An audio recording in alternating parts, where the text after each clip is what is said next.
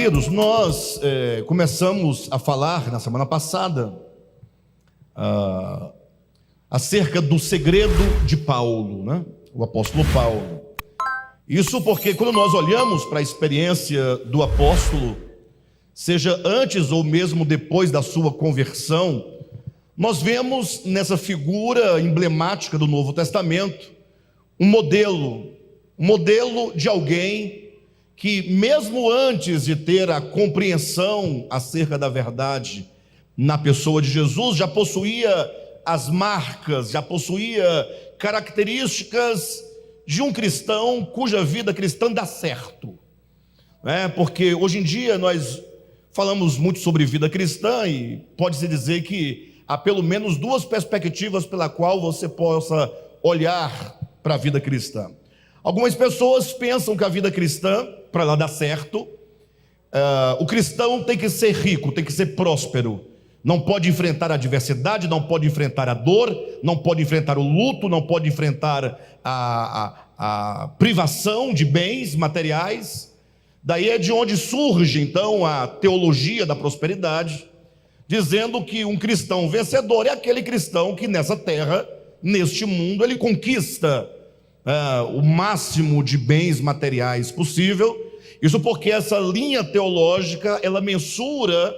a vitória de um cristão, a felicidade de um cristão, pelo número de bens que ele possui. Nós sabemos pela Escritura que essa é uma visão deturpada, né, do Evangelho de Jesus Cristo. Entretanto, por outro lado, surgem aqueles, a nossa semelhança, que diz, não, a vida cristã, para ela ser uma vida vitoriosa,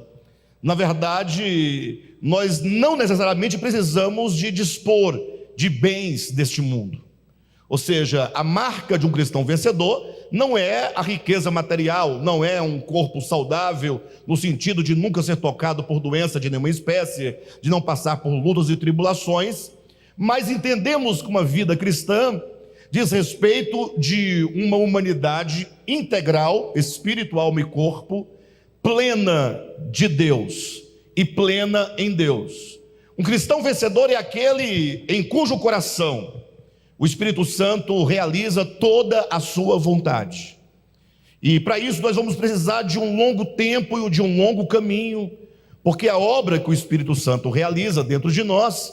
é uma obra paulatina, é de glória em glória, de fé em fé, é de dia em dia. Entendemos que estamos todos dentro de um processo. Entretanto, quando nós falamos que aquela primeira linha, a tal da teologia da prosperidade, é um equívoco, logo nós chamamos a atenção para nós,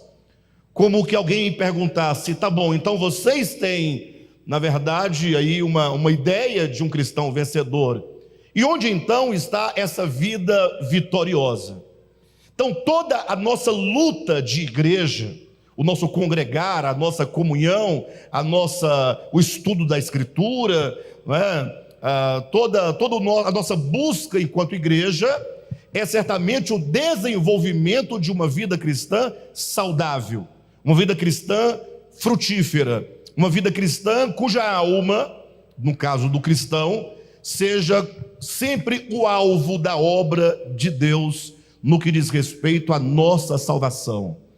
E portanto, quando nós olhamos para o Saulo de Tarso, depois mais conhecido como o apóstolo Paulo, nós vemos nele um modelo de alguém que, assim como nós,